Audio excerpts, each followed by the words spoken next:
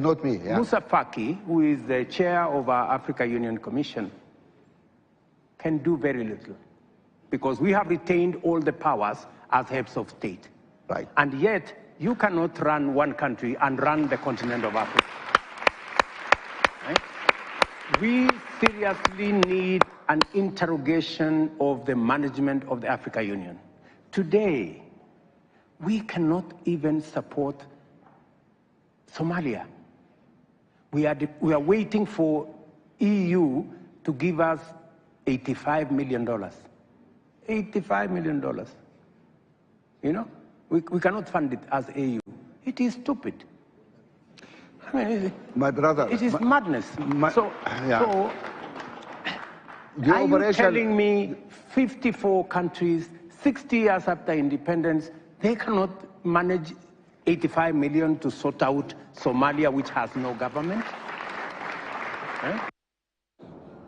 Well, those sentiments were shared by President William Ruto during the Mo Ibrahim governance conversation that was held in Nairobi just this Sunday.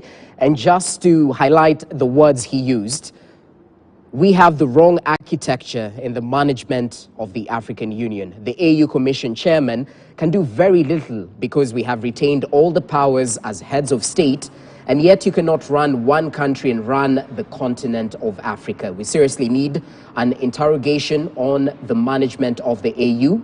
Today we can't even support Somalia. We're waiting for the EU to give us $85 million. It is madness. Are you telling me 54 countries, 60 years after independence, cannot manage 85 million to support Somalia? An interesting point raised right there by President William Ruto, definitely poking holes into the management as it is of the African Union, an organization that is domiciled in Addis Ababa. Hashi told us it was built by the Chinese. So perhaps let's start with Hashi, briefly. You know, the president fancies himself as a philosopher as well as being a president. He's also called Dr. William Ruto. He's got a doctorate in zoology. And he has come to my department of political economy, and I want to challenge his views on that. And I want to say that I agree, actually, I am actually impressed. I'm a strong critic of the president, as you know, and his government. Sure. And that's part of our democratic system. As you but on this point, I think that the president, I want to say that I think he's done a fabulous job on this issue of the African Union. He's absolutely right. I've said on this program many moons ago that the African Union, English is my third language or my second language for all of us. And, there's a saying in it that says, when he walks like a duck and he talks like a duck, it is a duck. The African Union needs a complete transformation. What does it need? It needs three things in my view. Number one, I agree with President Ruto, and I said this on this program, when we're going to go, Africa cannot go and meet Japan. Japan is the size of Nairobi County. We can't go and meet a small group of people, even though they have a huge economy. This is the oldest continent on earth where civilization rose, where the first human being came from. Everybody else in the world is an expression of the African genetics. So we need to send whoever is the chair of the African Union to this meeting with 54 files of what the particular countries need. No, 54, maybe 5. West Africa, North Africa, Great Lakes, South Africa, and East Africa. That's it. We don't need to have 54 heads of state having dinner at the White House. Mr. Ruto is right on this. I agree with him 100%. It's embarrassing. Where he is wrong, in my view, is on the issue of the economy and on climate. We don't need money from Western Union as guilty money for the climate change. We don't need it. We don't need to be given a check. He specifically said that. We should get a check. I don't want your check. I want to make my own check. Huh? What we want is to transform our economy regionally. I'll give you an example, because grand theories are a bit complicated. When I was going to school outside this country, specifically in Canada, they the Canadian government let in a very cheap car by Hyundai. It was worth of, it was 10,000, 9,000, 10,000, very cheap. And all of our students went to go and buy these cheap Hyundais. And after a while, Hyundai has now become one of the biggest car exporters in the world. Why did they allow South Korea to send cars to North America and Europe? It is because of the political situation between South Korea and North Korea. Yes. They wanted to prop up South Korea, make it into a capitalist country, show that it could become progressive, and have a market economy. And for them to get ahead, they sold their products to North America, which was very protectionist. They did the same with Singapore. They did the same with Malaysia. They did the same with Japan. If you look at all the countries that are developed in the Asia Pacific, they were right at the front of the mouth of the Soviet Union and Red China. And if you go through the charts of import-export of these countries exporting to the United States, you'll be shocked. Now, should we run the model of export-based driven economy? We should be making our own Hyundais for Tanzania, for the DRC, for Sudan. We should be making our own shoes. We should be making our own fabrics. We should be creating industries that will make us trade among each other. That is where we should go. That's where we should go. And if we go with our bucket to tell the Americans and the Europeans, oh, give us a check, a check is not going to help us, because we would not go through the struggle of creating our own economy and standing on our own feet and having the pride of doing something for ourselves. So we have to extinguish. President Museveni is right in getting the refinery in Uganda. What is he supposed to do? Wait for some too-goody liberal bleeding heart from Germany to come here and tell us, oh, they call the world is going to go to hell on a bread basket, don't put out fossil fuels? No, this is a form of neo-imperialism, and we ought to reject that. I am, you know, Rogers, I'm a family man, simple Kenyan. We Kenyans are conservative, but I'm conscious because of our condition. We don't have money in this country, we don't have jobs in this country, we don't have the infrastructure we need, we don't have the schools we have, because we can't fund it. That's why we're borrowing. So we have to stop and think about what to do with our economy. Lastly, let me put to you, the late Honorable Robert Nesta Marley, one of the great philosophers from the Caribbean. He's also a reggae artist, but he was first and foremost a philosopher. And you know, he's got this song called Africa Unite. And you know, that we have this project of us uniting is the sine qua non. It is the philosophy of Africa. If we don't hold our hands together and put our resources together and find a leadership that can move us to Kwame Nkrumah's dream, we will fail.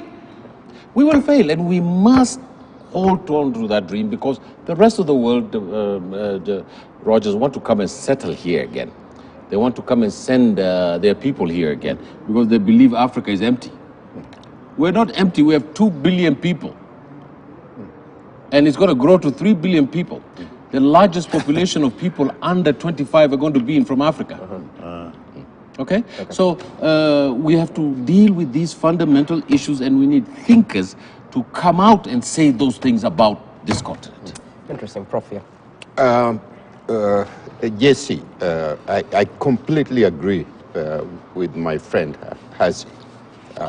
And here's the point.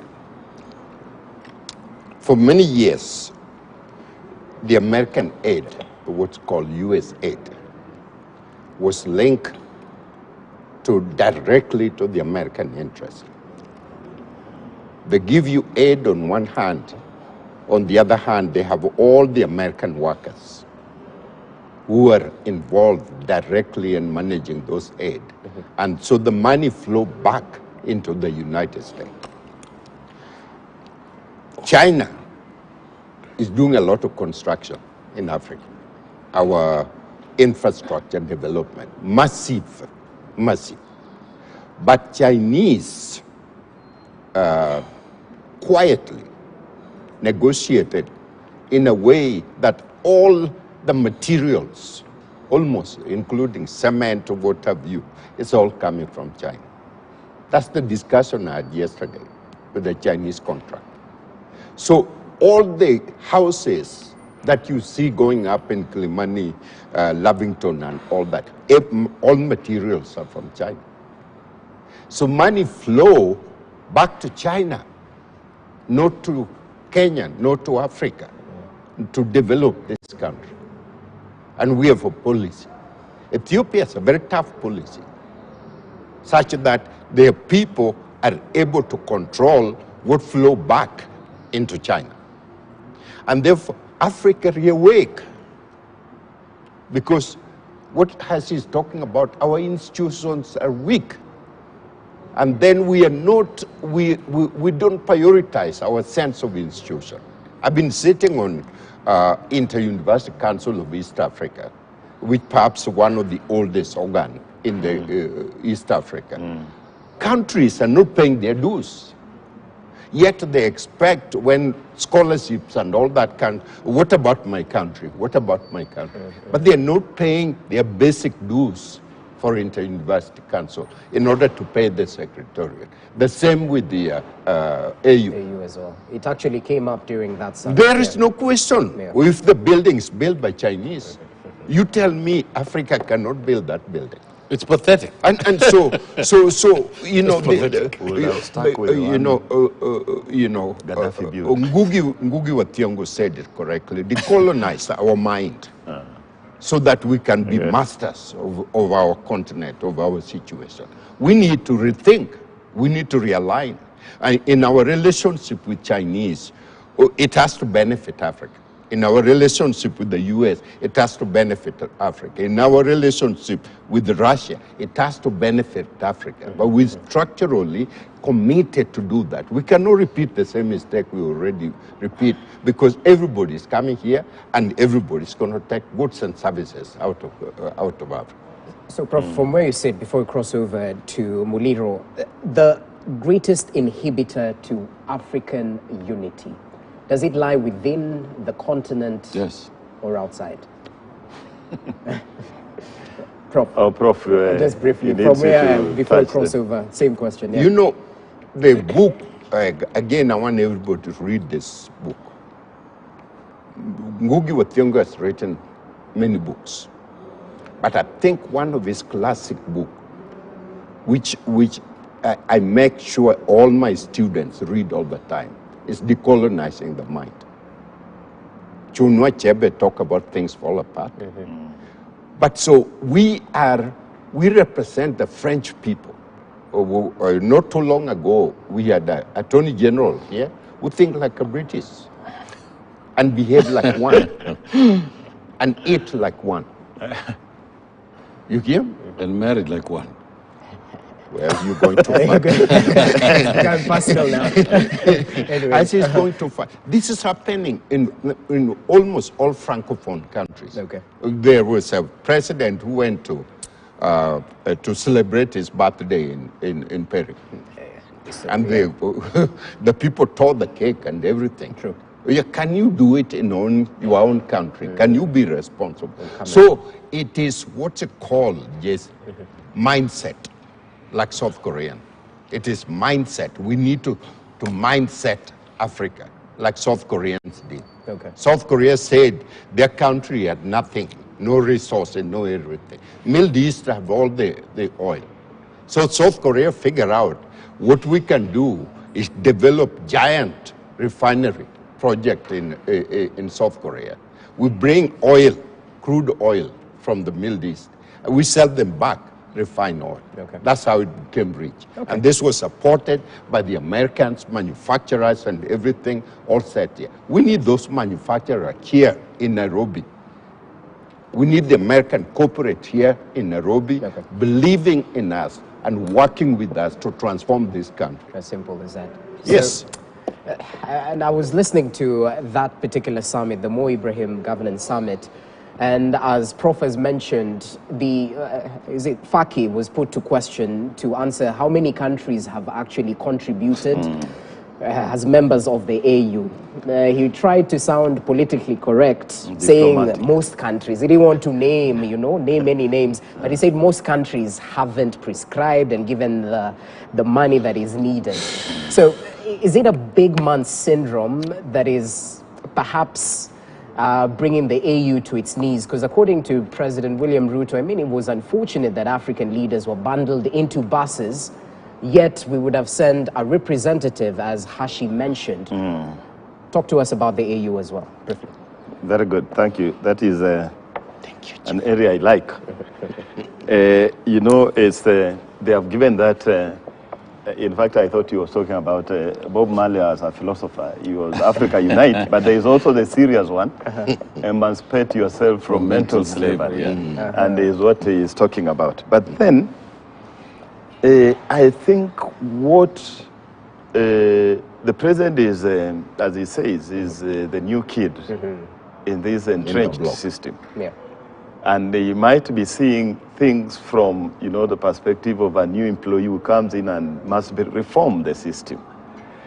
And I would say this, that, the formation history of the AU itself, as Kwame Nkrumah said, seek the political kingdom first, and the rest will come. But there are those who are saying that we seek the economic kingdom first, and that what now went back to the regional economic communities like EAC and the rest.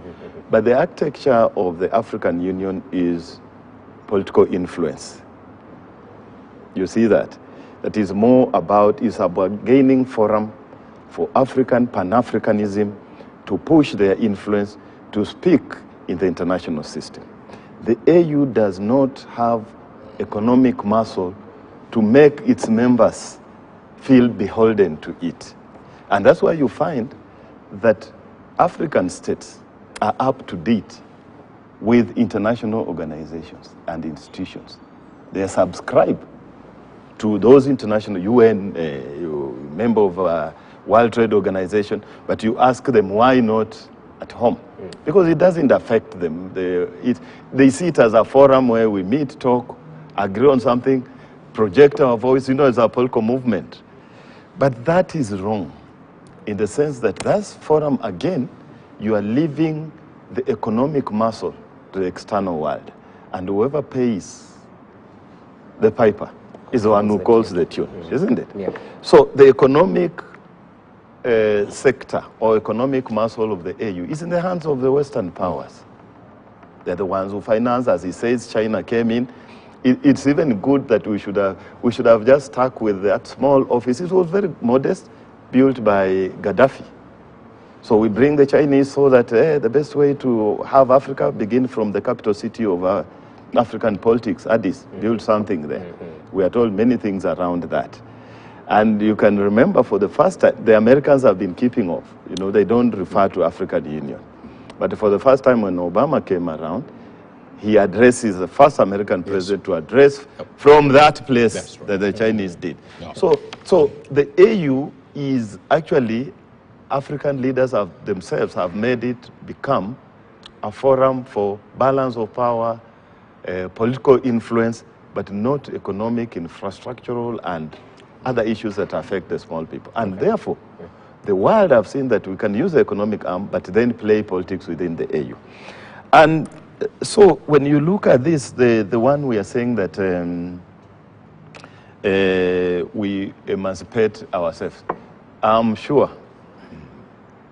it's only that President Ruto has come out and spoken. All of them know it. In their minds, they know how it is manipulated. In their minds, the African leaders, save for few who are very old, maybe we can talk of the Ngwema and the Cameroon and the rest, but these young leaders that have been coming in, look at Tanzania, very aware of the global dynamics, but the issue is, where is the economic muscle of this continent? And how do we, they have told us, Hashi, they told us, yes, we know you have resources, which is true, we have them. But the question has been, they have told us, you have the resources, but we are the only people who can make your resources sit on the shelves.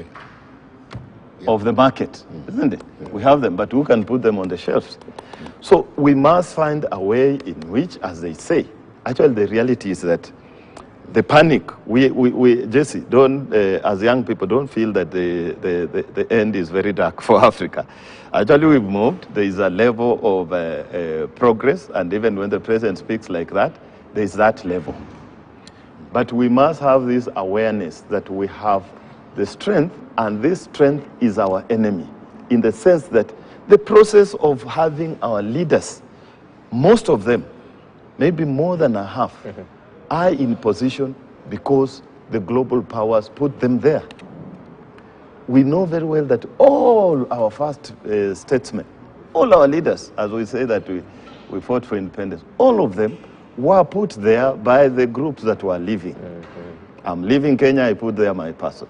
So those people still know the reality, but when they are told, we put you there or we will change you, then you say the AU must remain the way it is. Okay. Very good. Well, as we finalize, because we need to shift focus to DRC. The great Martin Luther King Jr. was in jail, was the father of the civil rights movement and strong supporter of Pan-Africanism, was in jail in Birmingham, Alabama. Said that we will not remember the words of our enemies, but we'll remember the silence of our friends. What is happening is the silence of the lambs about Sudan. If we are silent about Sudan, we will be silent about Chad tomorrow. Will we be silent about Mali? Will God forbid, we'll be silent about Senegal? The demonstrations in the city over the president there trying to look for a third term. Yes. We have in this continent have to come to terms that the civilian authority must be elected. It cannot be elected through the electoral commission. You know, now since the great fall of the Berlin Wall, the African leaders have figured out Stalin's dictum. It doesn't matter who votes. It is who counts the vote that matters. It is a bamboozling, toppling of the popular will of the people of this continent. People of this continent can make cars, they can make factories, they can build buildings, they have the same brains as everybody else in the world, but they don't have the institutions and the leadership to make it so. And that is why I'm very gung-ho about transformation in our societies. And the Mo Ibrahim Foundation, Mo Ibrahim may be a billionaire in the industry, but he's not a billionaire in the political economics and the ideas of government. He may contribute to it, and we laud it. The president of this country is as good as the minds that he has around him. He's as good as that.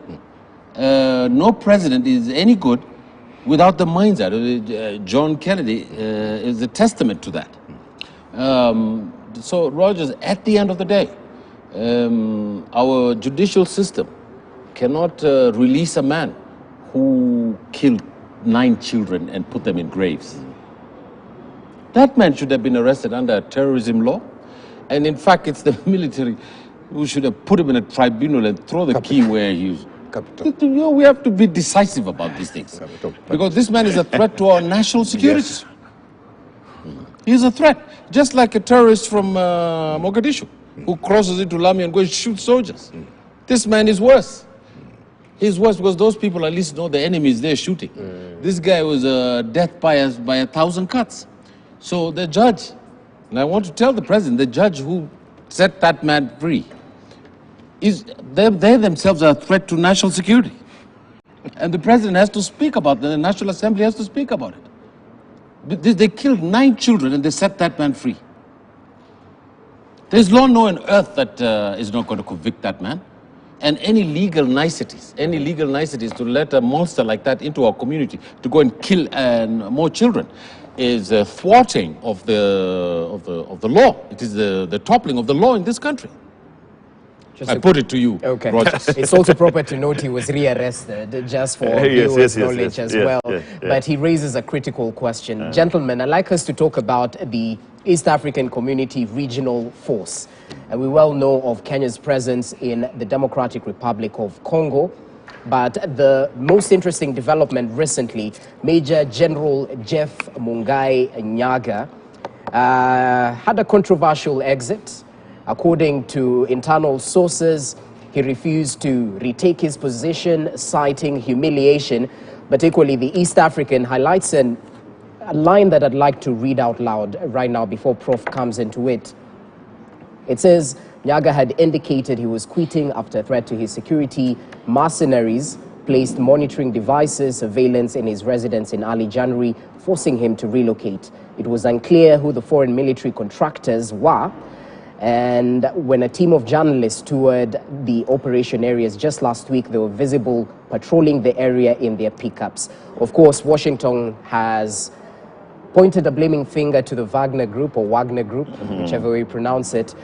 But the big question here, Prof, even as you reflect on the controversial exit, the mandate of the EACRF is actually expired. It did on, is it March 30th, following a lapse of that initial 6 months. And up to date, we don't know if it will be renewed because it seems to be pegged on the assessment of the force's achievements. So let's start from that point. Were we able to achieve what we went into DRC to actually do? The Jesse, you know, they're different interpretation. But let me get back to General Nyaga himself. Yeah. General Nyaga is a distinguished a military leader, highly decorated, highly respectable. That's the reason he was sent to head the African team. The African team that went there were not supposed to be shooting. That was not their mission. Their mission was to bring the conflicting groups, okay, disarm them diplomatically, disarm them so that the government can move in and establish institution. There's no institution in that area that is functional. And so they are bandits of all the foreigners. Everybody is there, from Israel to Irbud, in that all region. Now, so the issue is, did he fail or didn't fail? That's not rise. Because they were not going there with military to disarm those people and say we have disarmed them, so now we can. That was not the mission. Yeah. And therefore, when Wagner and all the rest have anchored down with incredible military base, it is very, very difficult. So did the African envision and send the right team with the right purpose? I don't think so.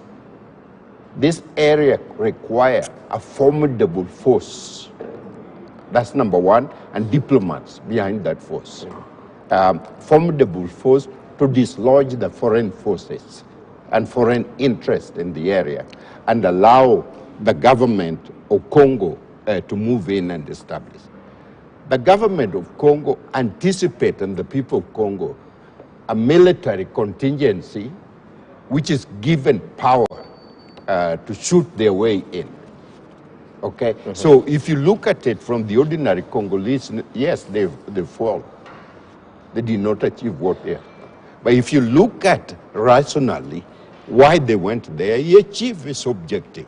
And then his life is threatened and everybody else. What else can you expect of it? And therefore, it comes back to the whole issue that we've been talking about. Africans must be serious about this issue about institutional framework, government, governance. We must be serious about building our institution. AU to East Africa community must be credible. And they can only be credible when the person on the street feel that something substantial is being happened to make our life better. Okay, and we were speaking off the cuff, Muliro, in terms of how expansive DRC is, and it, due to its expansive nature, it definitely attracts the interest of, regional players, international partners, and whatnot. So looking at the protracted issues within the DRC, the M23, I mean, you could equally give us a historical perspective. So we come to the general outcome of how perhaps you can get out of this quagmire that we find ourselves in. That's very, it's a bit full, but then just to pick from where Prof stopped, you know, the DRC, the way we are saying, is it's like the path that the actors are following in Sudan was tested in DRC. You know, expansive, huge states means more neighbors, means more international relations, interactions, and therefore very prominent regionally and internationally, the interests. And so, as you say, you are right. DRC has, in fact, 3 layers of assessment. If you were to do a conflict sensitivity assessment, then you'll see that there is the extra Africa, which is entrenched. You know, DRC has one of the longest UN peacekeeping mission. And we question ourselves. You remember when there were elections and Kabila felt like he had actually restored civil governance that my brother here sings very well, which is right, is that he said, he requested something that has never happened. He asked the UN that now you can leave, we'll be able to manage our affairs. But what was the answer? For the first time, you know, an organization, an intergovernmental organization is subservient to individual states that make it. So it doesn't even enjoy that sovereignty above the states, but they told DRC, the government, that we shall leave when we assess, we are fully satisfied that it is the right time for us to leave. But remember, they came in by virtue that they were invited by the state. That's the process in that case. So you'll see those are extra Africa interests, the resources and the rest, which is known. A lot of work has been written about that, Jesse, the global interests in DRC. And then we have the regional interests emerged, which now sort of complicated the recent explosion. In fact, you know, if you as they say, you know, in DRC, a few cases of research there, you'll find that, as they say, very expensive and movement by air is easier than by road. But you'll find that, as they say, private ownership, very linked from the government, no government control. You know, small companies with airstrips run by international organizations or regional states. So the regional layer became the problem. In particular, the cross-border movement of these rebel groups, M23. So that is Rwanda. So you find Rwanda, you find Uganda is also fighting its own rebels that run across the borders. And you find Burundi is doing that. You find Angola has been there for a long time. In the same region there. So that is the regional dynamic that brought in the EAC. So immediately DRC was admitted to EAC. Then we found the moral standing to say that we can enter there. And we were doing the guinea pig security perspective of EAC. EAC is more economic, a regional economic community.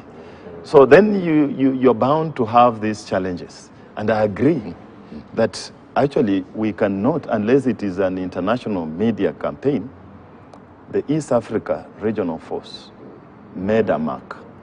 It's not just a long shot in the dark. They made a mark in the sense that, as he says, they were running on 2 rails, military diplomacy and political diplomacy. And remember that the military diplomacy driven by the fact that there is that, in quotes, militarization of politics and leadership in DRC, just like Sudan, the respect of the generals and the rest there. And the feeling of the people is always that when we see jungle fatigue and the rest, we will always feel that there is a buffer zone. And it happened. It was running concurrent with President Uhuru's program, which is a political arm. And you know the agreement, the status of the forces agreement that was there is that General Nyaga could not do anything above his own bosses. They met here in Nairobi and met again, I think the Rwanda process is running on its own. They met again, I think in Burundi. And the insistence was, we will not shoot. It will be the last resort.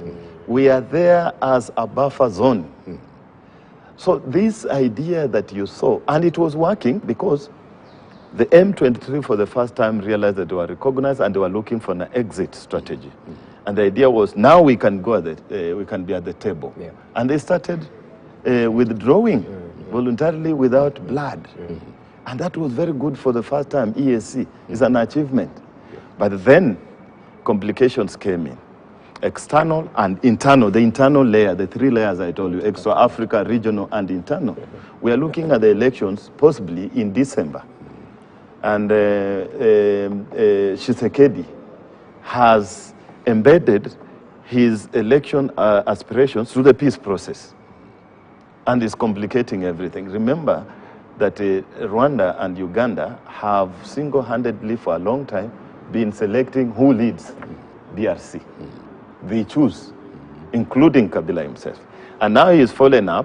I can give you the story of the one they called, you know, this writer was called Kisangani, I think. He called it the World War of Africa, which was true. Because even the World War should be called, Hashi, I'm now with you, a Pan-African.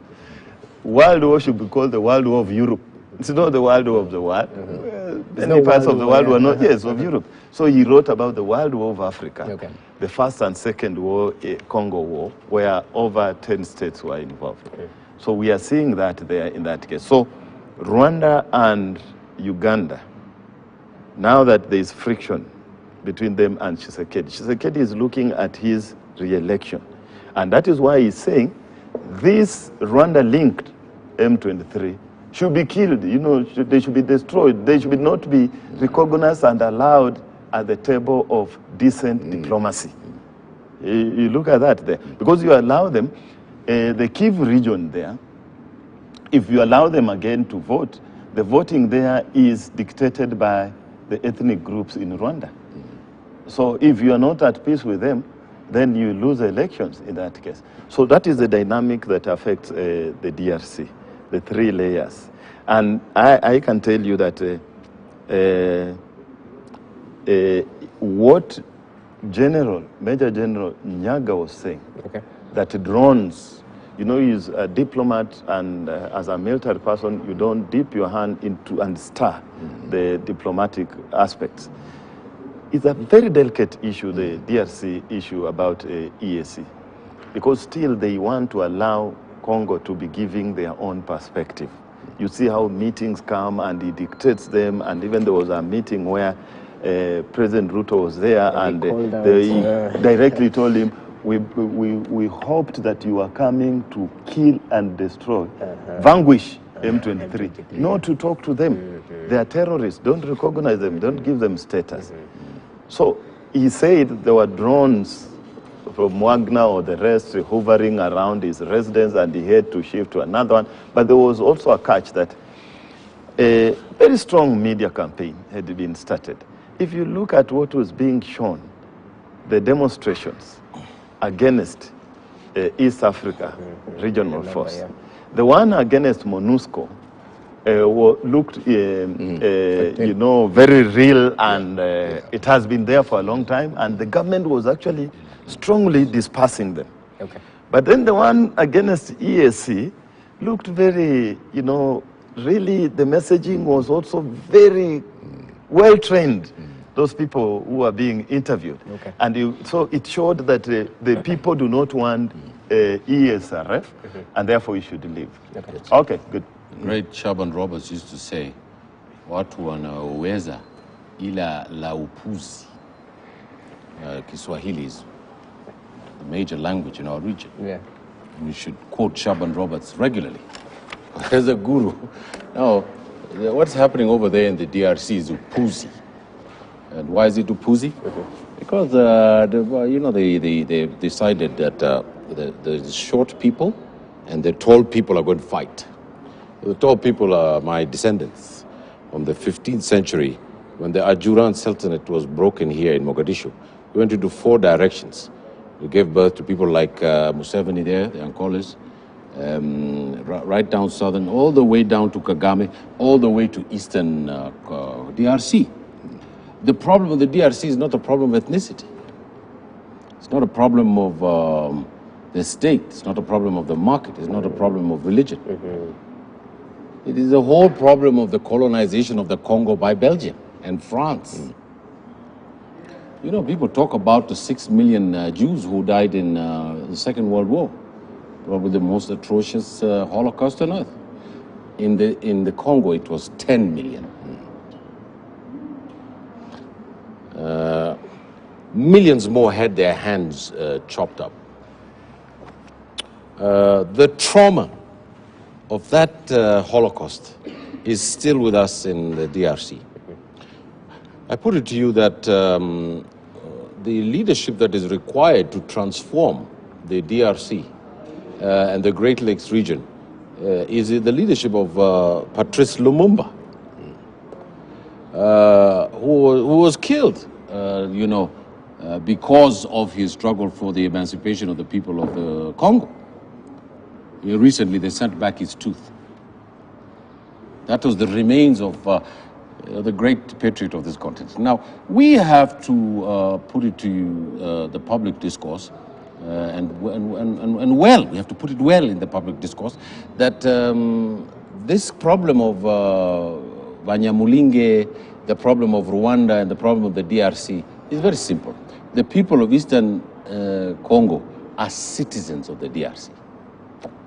Those who committed the genocide in Rwanda and escaped to the DRC must face the justice of the Rwandese judicial system. Yeah? Those who are exporting DRC's resources through Uganda and Rwanda must stop and pay reparations back to the DRC. These truths are self-evident, but nobody wants to take a look at the evidence. All they want to do is to play the game of subterfuge, which makes Africa and the region open to these incursions by the international financial system into making our economy in the DRC wholly owned by the Americans and the Chinese and other interests, and not wholly owned by Africans. So Kenya is doing the right thing by sending its troops there, because we know if the DRC breaks up again, there could be another genocide. You know, this idea that we are not part of the human condition, that Africans cannot commit a form of barbarism, is nonsense. When the conditions are there, any human being will commit this barbarism. But the rest of the world has committed so much barbarism in our continent that we ought to stop doing our own barbarism. I put it to you, Rogers, that the institutions of the African Union are very important. The institutions of the IGAD, the Great Lakes, are very important. And the institution of a new leadership that emerges out of our society and tells us that we are going to change the material world of our society. We're going to change the spiritual situation of our society. And we're going to reassert the old African values that we've always had, in which even the Bible has borrowed, is love thy neighbor. Okay, gentlemen, our time is almost up, so I don't know, any burning issue? No. As we finalize, I think... I just want to say one last thing before we go. Briefly. I think that the president said that Somalia doesn't have a government. You know, last time I was in Eldoret, I went to Wagon Wheel, and there was, you know, the steeplechase, the 10,000 steeplechase. So the first two were from Uganda. They were called Kipkorir and Chariot. The third guy was called Kipkemboi. He was from Kenya. And I saw all the Kalenjins clapping very hard for the Ugandan Kalenjins. You know, they're the same people. And I was clapping for the Kenyan one. I was trying to tell the Kenyan one, pass these two Ugandans. Now, I want to tell in the same vein, and you know, this is done with a light tone, that, you know, I happen to be a Somali as well. And I'm a bit pissed off that the president said that Somalia doesn't have a government. So please, Mr. Ruto, call Mr. Hassan Sheikh and tell him I'm very sorry about that, because the Somali community is upset here in Kenya. We want there to be a government in Somalia. I know it's not functioning. Remember the Somali Republic, the soldiers, the Somali boys fought in South Sudan, fought in South Africa, Namibia, Mozambique, Angola. Their troops were fighting for African liberation all over Southern Africa. They helped KANU by giving them 20,000 pounds during independence era.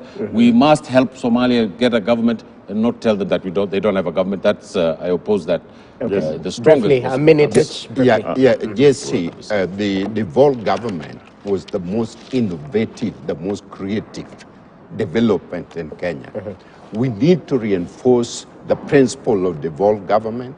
We need to respect the institution of devolved government so that we can develop and remove chokehold on the city of Nairobi, so that development, employment, opportunity, healthcare need to move to the devolved government. Well said. So briefly. Just one word that I think Kenya should see the Sudan crisis as an opportunity to gain regional leadership.